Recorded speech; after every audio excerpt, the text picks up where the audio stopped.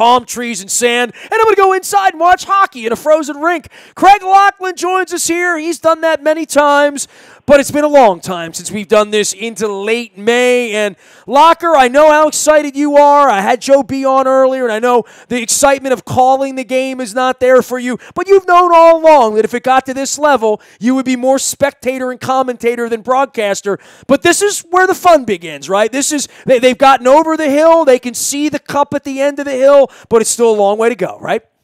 Nestor, this is it, baby. This is a great time for the Washington Capitals and hockey in our area. I think, when you look at their season, it was sort of up and down to start. Then they get on a roll. Then Braden gets sat down. Then he resets, and now he's the man. I just think this is the best time of the year. We've got beautiful weather. The Caps are still playing. I don't think there's a better sporting event now between the Eastern Conference Final and the Stanley Cup playoffs, the Stanley Cup Finals. Let's hope this Caps team gets there, Nestor. I am pumped as a fan. In fact, I'll tell you a little anecdote about that. In Game 5 against Pittsburgh, at home, it was the first time I sat in my seats in over 15 to 20 years. And I sat with my son and girlfriend for the first time ever, and I felt like a fan, and the place was rocking, and it was one of the best feelings I ever had to be as proud as I am now, to be part of this Caps team, to be part of the Caps in the past, and now the future is ahead of us, my friend. You mentioned something, and I know you have network hockey, and, you've given a lot back to the community. I remember the first time I walked into the Capitol Center, I was a 15-year-old kid with a press pass, and Brian Murray's there, and you and Haworth and all those guys, Scott Stevens, and you've stuck around to be a real cheerleader, not for the Capitals as much as for hockey, that people should love hockey, play hockey, be interested in hockey, and that's a global thing from your Canadian background, and you telling me stories of Maple Leaf Gardens and all that stuff, Locker. But this is the time where I think people the people that hate the Caps, the people that give me a hard time about being a Caps fan, or they're losers, or they're going to lose the pay, all of that nonsense. But the light is now shined on where they'll be watching too to some degree to see the Caps lose or win, to see whether the big Russian wins or loses,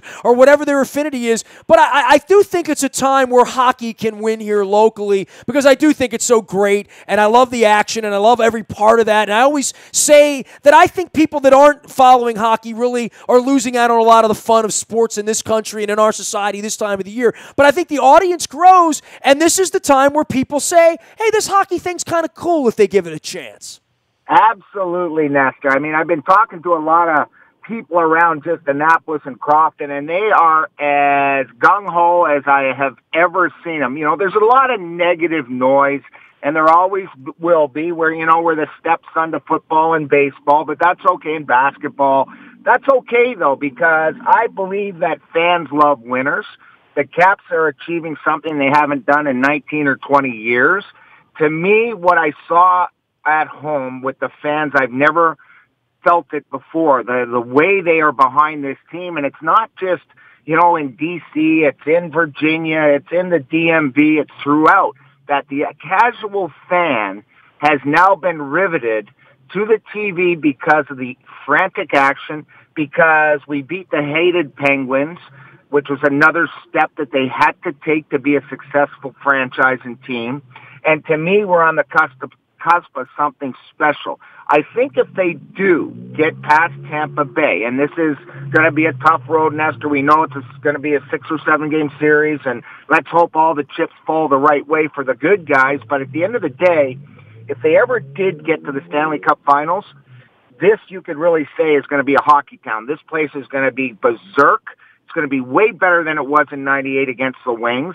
It's a new era. It's social media. It's everything that goes into, I guess, promoting our great game. And I think, this is the first step to make it a very special time here in the DMV.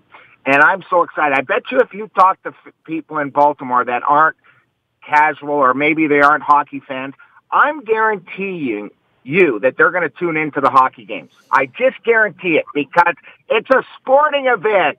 And it's fun, my friend. Absolutely. I'll be in Tampa on Friday night. Sunday night, Ed Frankovic will be riding shotgun as well as we now buckle up the chin straps and I've cleared my schedule through Memorial Day and my wife's birthday. I figured out the first week of June. I figured out where the home and the road games are going to be. I have no idea how the hell I'm going to get to Winnipeg if it comes to that locker. But at this point, for the grand scheme of things, Ovechkin sits in the middle of this, right? And I thought it was really poignant in this series. The big bad Penguins, no Malkin early on, and they've had their problems and whatnot. But look, no Burakovsky, the Wilson thing, and you and I disagree on that. I think when guys are hurting guys, the league's stepping in. I think that's the way it should be played moving forward. I know he's got a reputation that some will say is deserved or not. But without Wilson, without Burakovsky, then Backstrom goes down, and it's Kuznetsov, not Ovechkin, but it's Ovechkin giving the assist.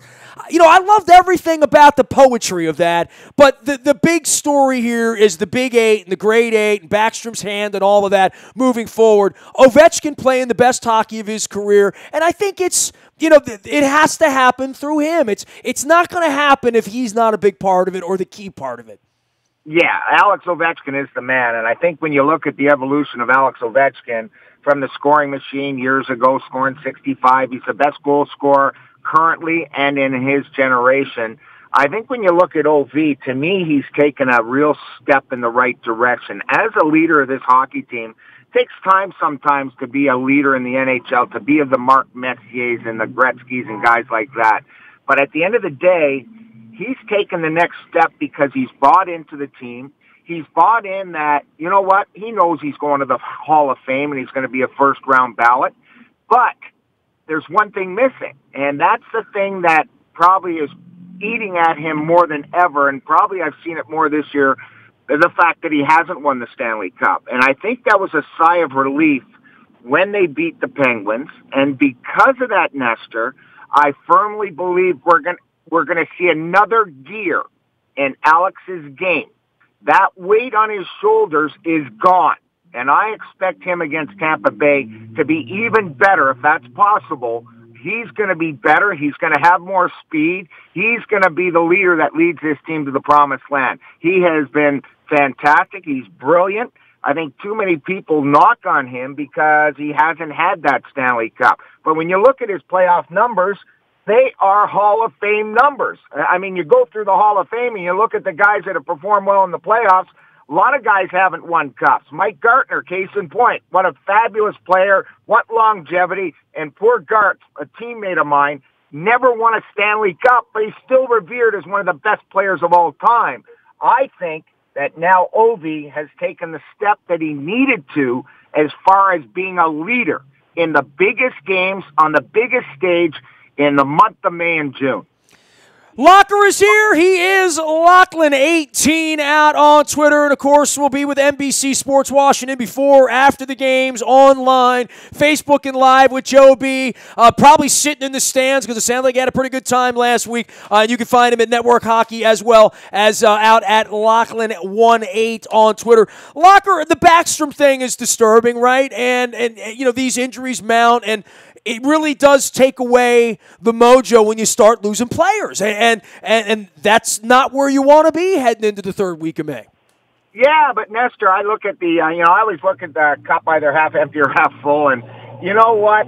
At the end of the day, I've been pretty darn impressed at the role that the fill-ins, so-called fill-ins, the black aces, as we call them in playoff hockey, the guys that just skate mostly after the team, that then get put into this situation. Case in point, Nathan Walker, Jake Verana played over 20 minutes in Game 6 in the win against Pittsburgh, the most he's ever played. You go down the list of guys, Travis Boyd.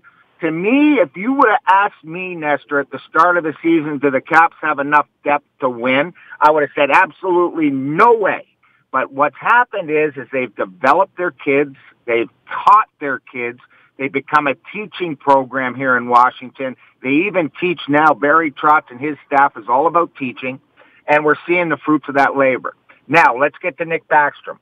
It's critical because up the middle, they are very strong in Tampa Bay when you start with Stamkos, with Kucherov and Palat, and then you go down the next line with Point, who may be their best player in the playoffs overall on both sides of the puck, who's going to be the checker against Kuznetsov line. I think when you look at it, you'd love to have Nick in the lineup. I would take a look at it this way. Because he's a left shot, he's hurt his right hand.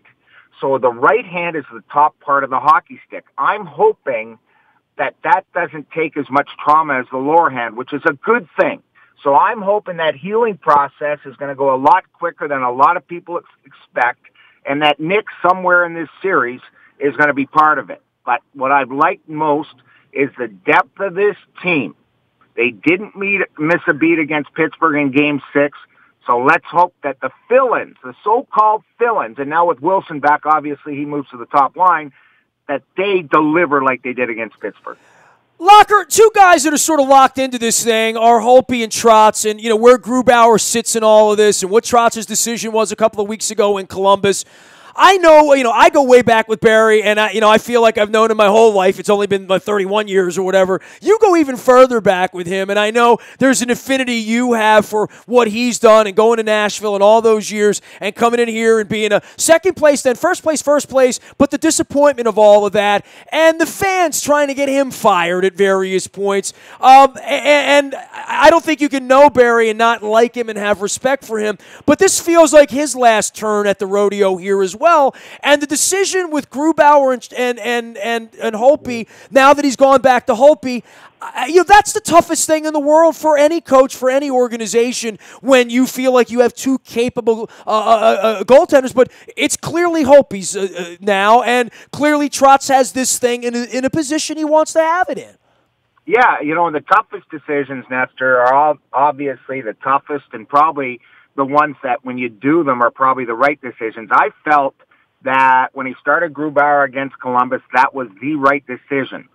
Even though sometimes I ranted and raved that you've got to give your number one guy the start, Braden wasn't playing as well as Grubauer. Grubauer, I thought, and this is my take on it, if I was a coach, I would have hooked him after the first game and put Holtby in. But that's fine. Now Holtby is in. He's been able to reset.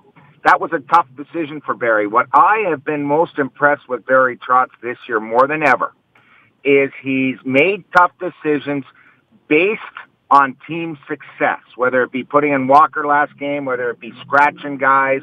Whatever he's done has worked out to magic. So to me, accolades go to Barry Trotz. Obviously in the playoffs, Braden Holtby is going to have to be the first star.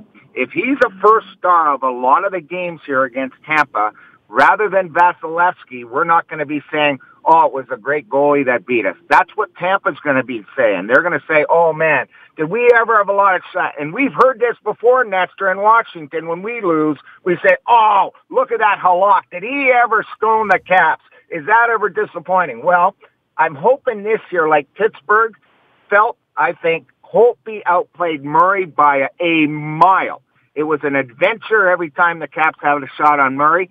And as a player, when you're playing in front of a goaltender, like a Braden Holtby that's locked in, you feel like you can exhibit more offense, more creativity. It's not like, oh man, did he ever miss that one badly? It's an adventure around the crease.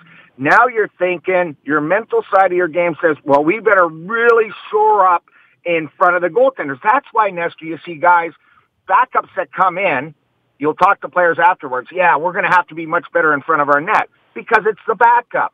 Well, now because Braden Holtby is a wall, the Caps are able to feel more comfortable in their attack, their rush game, all the things that you need to do in the playoffs to create offense. Well, look, I had a chance to have a beer with you one night. I saw you underneath the arena. It was the night that UMBC beat Virginia.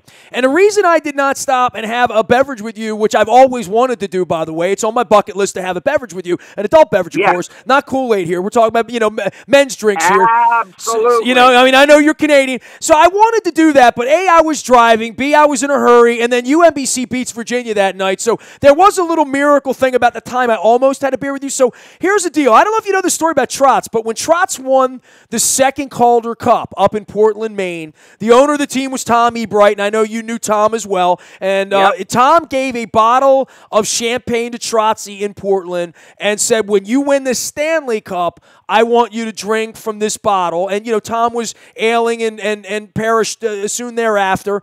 And Trotzy still has that bottle down in Nashville in storage.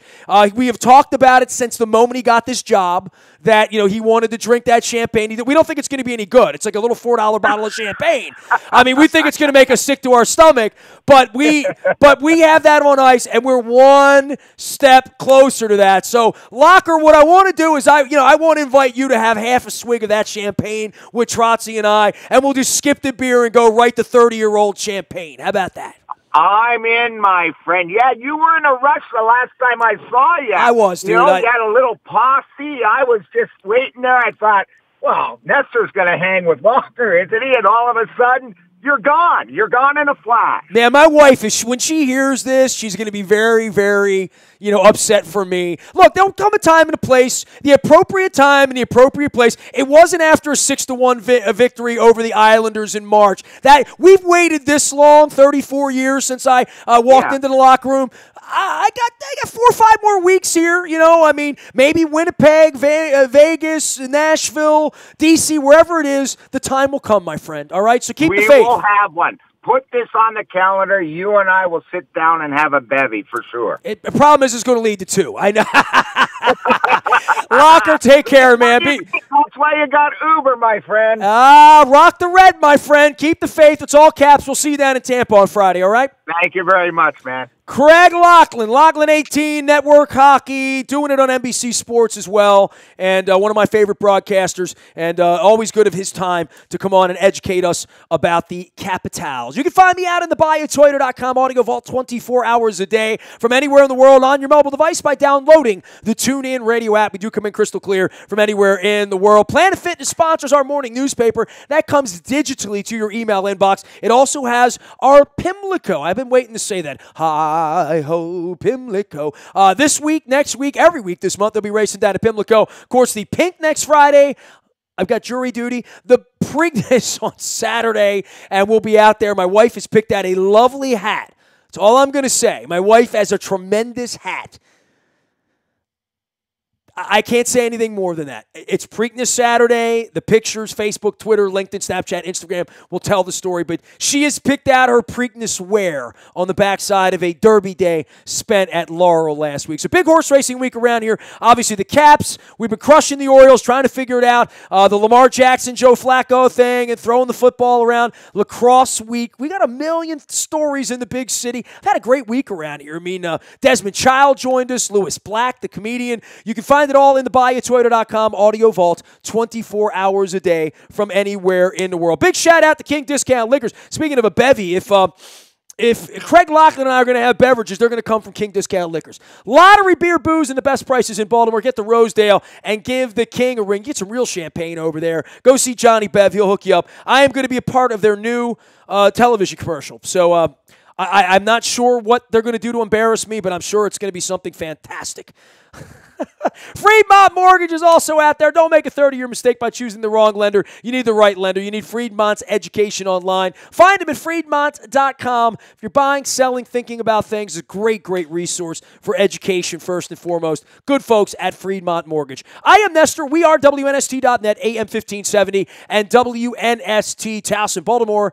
And we never stop rocking the red and talking Baltimore sports.